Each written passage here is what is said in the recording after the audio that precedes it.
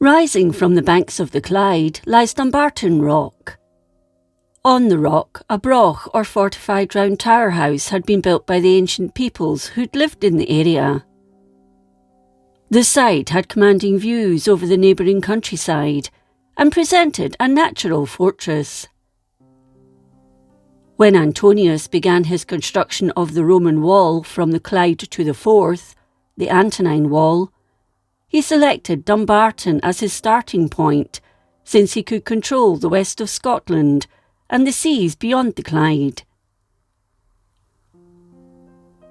In 870, the site endured a siege that lasted 4 months by the Norsemen under Olaf the White and Ivar the Boneless. They stripped it of its riches, and a large influx of prisoners were held there. Along with 200 laden longships, they returned to Dublin. From this time onwards, the castle frequently changed hands. It wasn't until the Earls of Lennox were in power that the attention of the Scottish kings was seriously attracted to Dumbarton. These earls ruled the surrounding countryside with a high hand, issuing their mandates in 1238 from the castle of Dunbarton, which had been built around 1222. Alexander II, whilst confirming a charter on the land to them, expressly excluded the castle from it and retained it as a royal building. In 1263, it was again the centre of an attack, this time during the Norwegian invasion under Håkon IV. Later, at the time of the War of Independence, Edward I of England, known as Longshanks in Scotland, acting in his self-assumed character of Lord Paramount, directed Nicholas de Seagrave, the Castellan, to put John Balliol in possession of Dumbarton Castle. Sir William Wallace was betrayed by Sir John Menteith, who took Wallace to his fortress under the pledge that he would suffer no harm. But no sooner had he been captured, he was handed over to the English soldiers. Menteith later fought at the Battle of Bannockburn on the side of Robert Bruce. Bruce himself crossed the Clyde to Dumbarton and was joined by Malcolm, Earl of Lennox, laying siege to the castle, then held by Menteith. Eventually a treaty was signed, whereby Menteith agreed to give up the castle to Bruce for the lands and the title Earl of Lennox. However, a carpenter named Roland, who'd gained some information regarding his intentions, warned the king that he would be betrayed by Menteith unless he was very careful. On his guard, Bruce made his way to the castle, where he was met at the gate by Menteith. He delivered the keys with all due pomp and ceremony, but the king wished to be shown round the castle. Closely followed by his own attendants, he inspected every corner of the fortress, although Menteith carefully avoided opening the door of one cellar in particular. His suspicions were aroused, and calling his guard to arms, Bruce forced the door and found within the chamber a body of English troops. Menteith was arrested. Bruce didn't wish to execute the knight, however grave his misdemeanour. Menteith was promised a full pardon for his treason if he would join the Scottish army on the eve of Bannockburn, which he did. A romantic story connected with Dumbarton is still preserved in the traditions of the castle. When David II returned from England, a Welshwoman named Catherine Mortimer joined him, and he bestowed tokens of favour on her. Jealous of her influence on the king, the ambitious Thomas Stuart, 2nd Earl of Angus, hired 2 ruffians to assassinate her. Told of her movements, she was murdered on a lonely moor near Melrose. With his complicity in the murder well known, the king ordered Angus to be confined in Dumbarton Castle, whilst the remains of his victim were interred at Dunfermline. In 1361, the Earl of Angus died due to plague that had broken out in the area. During the reign of James IV, in 1479, the castle of Dumbarton, along with all the revenues pertaining to it, was bestowed on John Stuart, Lord Darnley, later Earl of Lennox. For 9 years, Darnley enjoyed his position, but in 1488, his plots against the king were discovered, and he was demoted. However, in February he was restored to favour, but in July of the same year, orders were given to besiege the castle of Crookston, Dumbarton and Duchel. James himself led the charge. The king was joined by Colin Campbell, first Earl of Argyll, and was successful, although it was with some difficulty. He captured the castle of Dumbarton. It's known that Dumbarton became a firm favourite residence of James IV after he'd conquered it.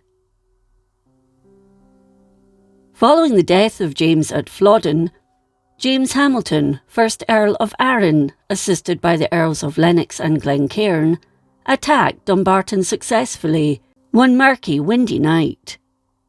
Their triumph was short-lived, as the arrival of John Stuart, Duke of Albany, caused the overthrow of Hamilton, and John Stuart, the Earl of Lennox, was imprisoned in Edinburgh until he gave up Dumbarton, while the French garrisoned the castle.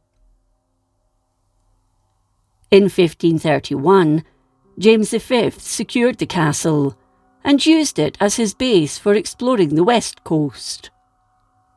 The castle then fell into Lennox's hands and held for the new infant queen, Mary, in 1542, but shortly after, he listened to Henry of England, who sought to conquer Scotland by marrying Mary to his son Edward.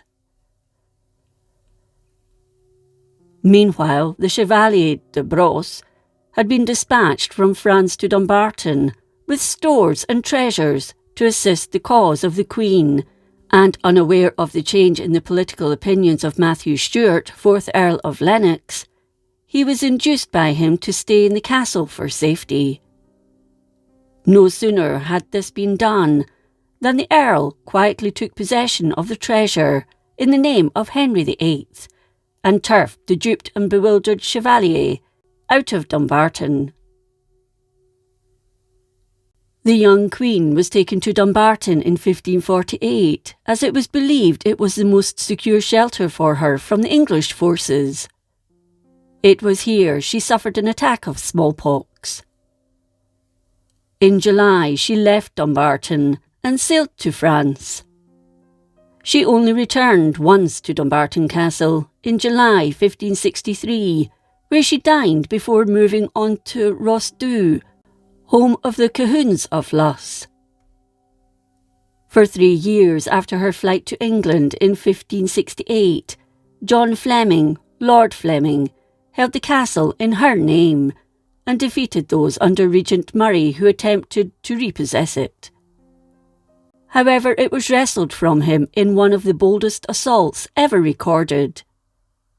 In 1571, while Lennox lay ill at Glasgow, having been injured from a fall from his horse, a plan was formed and entrusted for its execution to Captain Thomas Crawford of Jordan Hill. It was proposed to attempt to take the castle. One of the soldiers of the castle, whose wife had been whipped by the governor for some small offence, deserted and joined the proposed assaulting party acting as their guide.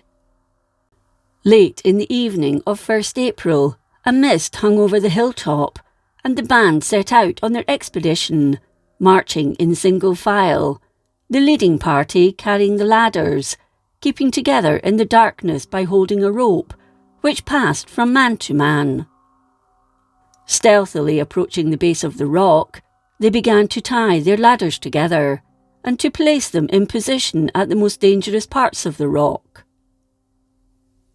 The ascent began, but the first ladder broke with the weight of the men. When tied and repaired, it was still too short of the point they wished to reach. One of the men clambered up the face of the rock to an overhanging tree which grew in a cleft above, and swinging the ladder by ropes tied to it, enabled the men to make headway. But here a difficulty arose. One of the men suffered from epilepsy, and the excitement of the attack had brought on a fit whilst he was in the act of climbing the ladder. The captain ordered that he should be tied to it, and then, by turning it, the men were able to pass over his body without injuring him. When they reached the summit, 2 of them leapt over the wall and killed the nearest sentinel, so that the entire troop entered the castle before the alarm was given and took it with comparative ease. There's just one other story of the bloodless capture on record of Dumbarton Castle. The borough of Dumbarton was governed by Provost John Semple, a tried and trusted Covenanter, while the Castellan was Sir William Stewart of Caverston, an Episcopalian. Shortly after the Assembly of Glasgow had abolished this new form of religion and denounced the bishops, the Protestant Council of Dumbarton concluded that it was their duty to take their fortress out of the keeping of the recusant who differed from them in religious matters. They met one Sunday and sent an invitation to Sir William Stewart to dine with them after service in the chapel. Suspecting their treachery, he came alone. A demand was made for the keys of the castle, and in vain he protested that he didn't have them, but he was ultimately compelled to send a messenger to procure them. Under the threat of death in case of betraying them, he was forced to give the password for the night and to exchange clothes with one of his captors. In the twilight, the sham governor easily gained entrance to the castle, and soon placed his party in possession of it without shedding a drop of blood. During the Civil War, Cromwell's troops took Dumbarton in 1652 without a drop of blood, and by the middle of the next century, although improvements were made following Major General Wade's visit in 1724, its main role was as a state prison. Among some of the most notable prisoners was Patrick Stewart, 2nd Earl of Orkney, and Aeneas MacDonald, one of the 7 men of Moidart, who'd fought for Charles Edward Stuart in 1745. Since the time of Mary, Queen of Scots, it has only been visited once by royalty, when in 1847 Queen Victoria inspected the ancient fortress. The noted travellers Dr. Samuel Johnson and James Boswell visited during their tour in 1773. The last governor of Dumbarton Castle was Thomas Graham, Lord Lyndoch, who died in 1843 aged 95, and the site was finally abandoned in 1865. In 1909, the castle was transferred to the care of the Ministry of Works, and the post of governor was reinstated, but only in a ceremonial capacity. During World War II, an anti-aircraft battery was set up on the rock, and on the night of 5th-6th May 1941, it was hit by 4 bombs, the first in over 3 centuries. Dumbarton Castle is now in the care of Historic Environment Scotland and is open to the public all year round, except on the 25th and 26th of December and 1st and 2nd of January.